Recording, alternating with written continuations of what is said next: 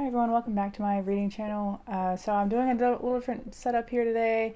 I got this whole new plant shelf for my birthday, thanks to my husband, and so I got it full of plants, which some of them don't look like they're doing so hot right now, but I'm trying to figure out where the best place and light and everything is for them, so it's a work in progress, but we'll get there. I am doing the best that I can for this video to not have a whole lot of like pauses and uhs and ums and stuff like that, because it takes a lot of time for me to edit, and I'm not great at editing, so it takes me even longer than to edit. So I have a whole script and everything, so we will see how closely I can actually stick to the script.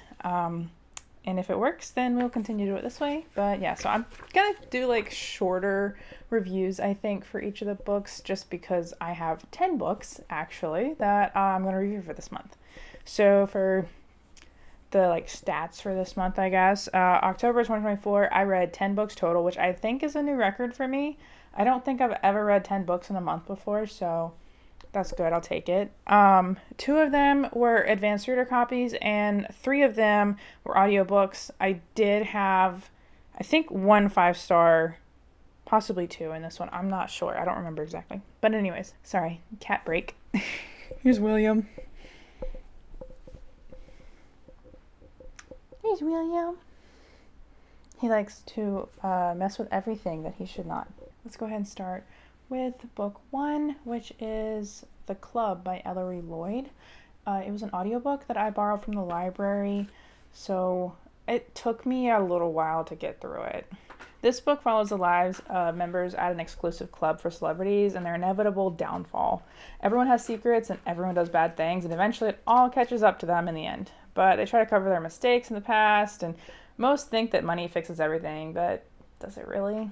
I felt like this book had so much potential, but it just kind of fell flat a little bit. I mean, it was good, but it was hard for me to follow sometimes because of how many different perspectives there were and how it jumped between different times, and it would like go with one person on this day, and then same day different person, same day different person, and then it would skip to the next day. And I like the concept. I think it's a cool concept. It just got really confusing, at least as an audiobook, where I was like driving back and forth to work listening to it. Maybe that was on me, but you know, it is what it is. The names got confusing after a while, and at certain points I forgot who did what and who was mad at who and things like that. But I did enjoy the way it ended, so overall it was a 3-star book for me. Alright, so book two is Assistant to the Villain by Hannah Nicole Mayer. I'm not sure how to pronounce the last name. Again, you know me, horrible with names. Okay, so this book follows Evie Sage and her quest for employment and her attempts to keep that employment. She meets the villain. I don't know, when I met him like that and they described him as the villain, it gave me like Dr. Doofenshmirtz vibes, but that doesn't really stick around throughout the book, so you'll see what I mean. So she ends up working for him and kind of starts developing a crush on him. So she works a secret job for the villain by day, and then at night she goes home to her family. Everything goes well until someone wants to take the villain out, and Evie does what she can to help the villain and save his empire. So from a review, this book was like a cheesy cliche at the beginning, and I was like, this book is way overhyped. But in the end, I was actually hooked on it, and I'm looking forward to reading the next book now. I enjoyed trying to follow Evie's like silly but genuine thought processes and her attempts to help the villain and figure out who's trying to take him down. There's a twist in the book that I did not see coming at all, and it, I think, made it even better than I was initially going to rate it. So it was quirky, it was fun. I can't wait to see what the next book holds, and it was overall a 4-star book for me. Okay, so book number 3 was an arc called The Guilty Patient by Luana Lewis. So when I started reading this arc, I didn't realize that it was actually a sequel, and I honestly didn't even know that it was a sequel until partway through when I looked up the book. But I mean, that just goes to show you like how easy the book was to follow. So like you don't have to read the first one in order to understand what's going on here, and I like that about it. So Mia is our main character, and she goes to a therapist because she suddenly has memories of killing her best friend, and it's understandably keeping her up at night. And she wants to see if she can get to the bottom of what's actually going on. Like, did she actually kill her friend, or, is something else bothering her and making her think this way? And Tara, who is the psychologist, works, as hard as she can to uncover the truth and to help Mia. This book was such a fast-paced psychological thriller, and I was hooked right at the beginning, and I never wanted to put it down. I didn't know where this book was going, and that is a must for a good psychological thriller for me. Like, if I can see the ending coming, it didn't, really do what I wanted it to do. I like those twists. This book has nice short chapters in it, and it makes you want to just constantly say, oh, just one more chapter. I have time for just one more chapter. And that's how they get you. So it's a great book to check out if you like psychological thrillers and kind of like an easy read to follow and that sort of thing. Yeah, so this was actually a 5 out of 5 star book for me. I absolutely loved it, and I want to go back and check out the other book in the series. Nora, break. Nora, break. Nora's not happy. Okay, Nora. Next book, book number 4, is The Fear by Natasha Preston. Essentially, there's a stupid meme going around in this small town, and it's asking everybody what their biggest fear is. Like, what would be the worst way for them to die? It's dumb, but as teenagers do, they repost it, and then all of a sudden, people are starting to be killed in the way that they said was their biggest fear. Izzy, who's like the main protagonist, is determined to get to the bottom of this. She didn't repost the meme, so she's safe, right? Okay, so review of this book. I have some mixed feelings on this one. I was hooked from the beginning. I had no idea who the killer was, and every time I thought I had it figured out, like either that person was killed or someone else was killed, and it didn't make sense, given the situations. So that part of it was, top tier for me.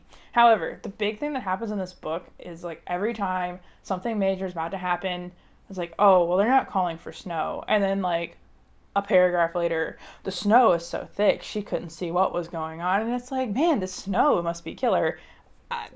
That's crazy, It shows up at the worst times, and that ruins whatever Izzy's trying to do. And I don't know. I don't think that's how snow works, but I'm also from North Carolina, so like maybe that's how snow is up north. Like, it just comes up out of nowhere and you can't see or do anything, and I don't know. It's kind of crazy. Book was good until we got to the ending. Got that ending. I was not a fan. Like, not at all. It was not it. It was horrible. Like, we built up this whole story, and then ending just fell flat. So, anyways, did everything else, I'm going to give it a 4-star, which I think is actually very generous for this book. It's probably closer to like a 3-star, but I wrote it on my notes as a 4-star, so I'm just going to like stick with that. It was good, I guess, but yeah, that ending just really ruined it for me. So, book number 5 is one that I've been so excited for, and I finally picked it up and read it, and I'm so glad I did. Like, I jumped away from my October list of books to read this one. Nora is getting into everything tonight. Anyways, so book number 5 is A Curse for True Love by Stephanie Garber. So this is the 3rd book in a trilogy, so I don't really want to talk too much about the plot because I don't want to give away any spoilers if anyone who hasn't read the first 2 books is interested.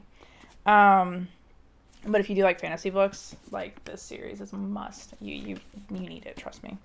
So Evangeline Fox, who's our protagonist, went to the north to find her fairy tale, and she's married to a prince, and she lives in a castle, and everything's great, but it really isn't. Not everything's as it seems, and she's lost so much to get to where she's at, and she's lost even more than she knows. And when she starts to realize that, that's when she starts having to make decisions, like, what does she need to do to find her true fairy tale ending? Y'all probably already know how much I absolutely love Stephanie Garber's books. It doesn't matter what she writes about. I love it. So I will read every bit of every book that she ever puts out. I promise. That's a promise. You can come back in like 20 years, and however many books she's put out, I promise I'll have read them all. These books, masterpieces, 10 out of 10. It was such a good ending to this one too, because like, it tied up everything in the trilogy and ended on such a good note. Writing this book and the characters, and like, it's whimsy. They don't always make the best decisions, but the story and the world in this book is absolutely amazing.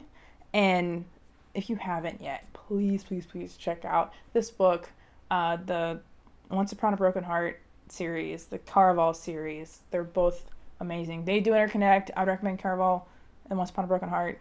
You can read either way first, like whichever side first, but few little spoilers, if you do it the other way. As I'm sure you are all guessing what it's going to be, it's 5-star. Duh. I will never not rate a 5-star. Book number 6 is another arc that I read called It Happened One Fall by E.L. Deliza. This book follows Stella Cordell. She's starting her sophomore year at Dalton Technical University, and she's determined to find love. One boy, Sean, asks her out, and then she comes to find out that it was all a ploy to get back with his ex, and she's like, no. Brokenhearted, she turns to her best friend, Carter, for comfort. Her and Carter, they have been friends for their entire lives. So, eventually, they start to catch feelings, as that kind of thing would go, and those feelings, they turn into something that neither one of them can or really wants to ignore. But they also don't want to ruin their lifelong friendship. This one took a little bit more for me to get into. It ended up being more of a romance than what I typically read, which I knew that going in, so, it's fine. I was a bit unsure, though, kind of in the beginning, just, again, out of my comfort zone. But I am glad I stuck through it because I really like the main characters, like their friendship, and then later their relationship. It was really cute. It started off kind of as like a fake dating sort of situation, and I was hoping to see more of that, but it didn't really turn out that way. It was just like, oh, we're friends, a little bit of fake dating, and then, oh, yeah, we're dating. But at the end of the day, I looked past that, so overall, it was a 4-star book for me. Book number 7, All the Dangerous Things by Stacey Willingham. This was an audiobook that I borrowed from the library, so I read it over about a week, going back and forth to work and in the gym. Okay, so a year ago, Isabel Drake's son, Mason, was taken out of his room in the middle of the night. There's little evidence, and the case essentially grows cold, but Isabel, as you would expect, is a grieving mother who cannot rest until she gets answers about what happened to her son. Her husband leaves her, and she spends all of her waking moments hunting down Mason and making quite a few enemies in the process. But she befriends a true crime podcaster who wants to help, but she does doubt his motives through most of it. Her severe insomnia and questions about her own past cloud her judgment, and she struggles to understand what's real and what isn't. But sometimes, I really, really, really hate those books that make you question your own sanity. But then also, at other times, I love them because it's like, what is going on? I don't have any idea what's going on. And this one, I did hate how the other characters used Isabel in the book, considering she is a grieving mother. But the outcome was one that I liked. It was not quite a 5 out of 5 psychological thriller for me, but it certainly was a compelling one. So I gave it 4 stars. So book number 8 is The Island by Natasha Preston. So a group of teenagers are invited to an exclusive theme park island. They're all influencers. They're given the VIP treatment and expected to hype up the island and the park to visitors so they can get, more people to come in. Once they get there, it's even more than what they were expecting. It's over the top, They have a full schedule for the weekend, and they all begin to post about the park, and then all of a sudden things take a turn, and people start dying. But the only people on the island are that group of influencers and a few staff members. So that means the killer must be part of the group. For the review, this book was kind of a miss for me. I enjoyed it. It was quick. But having read another Natasha Preston book already this month, I kind of knew what to expect. It did get super confusing at times again. It was hard to keep track of who was who and what and where things were and what was going on. The ending, again, fell pretty flat. Just like we got this whole explanation rushed in the last, few pages of the book. But the sort of arbitrary ending, kind of a good thing. You weren't quite sure of, who was dead and who wasn't, and I did kind of like that because if a few people were killed, I was going to get really upset and really rate it low. But I mean, given everything, I gave it a 3-star, which I think is more accurate. It was fine. It was okay. Book number 9 is House of Salt and Sorrows by Aaron A. Craig. So this book I knew nothing about when I picked it up, and I was pleasantly surprised actually with how that one turned out. So Anna Lee Thomas is one of 12 sisters who live in a manor by the sea. However, the sisters begin to die off, starting with the oldest. Suddenly, Anna Lee is left with 7 sisters, and they are continuously mourning another death. Anna Lee begins to have ghostly visions, and she begins to be suspicious of her sisters' deaths, and she wonders if they truly are cursed, like everyone in the town thinks they are, or if someone is killing off the sisters out of like vengeance. They go out to these balls nearly every night that are in faraway lands to get away from the sadness, but then she starts to see through these as well, and she has to discover what is causing the deaths and how to stop it. For the review, this book caught my attention immediately, and I didn't want to put it down. It's very similar vibes to Caraval, Once Upon a Broken Heart, things like that. So I strongly recommend this book if you like either of those. The imagery of the island where the Thomas family lives is so vivid, and the world building is amazing. You really see the personalities of all the sisters come out, and you can see them as individual people. Considering there's so many, I really thought that this author did a really good job with that. It's absolutely a 4.5 out of 5-star book for me. Not quite that 5-star mark, but it is up there. So I cannot wait to check out the next one, and I've heard there's a third one coming out in the series as well, so I'll be definitely reading both of those. And our last and final book of the night, book number 10, is The Trap by Catherine Ryan Howard. So a year ago, Lucy's sister Nikki left to go to a bar with some friends, but she never came back home. She's the third woman to disappear in the last 3 years around Dublin, and Lucy's determined to track her down.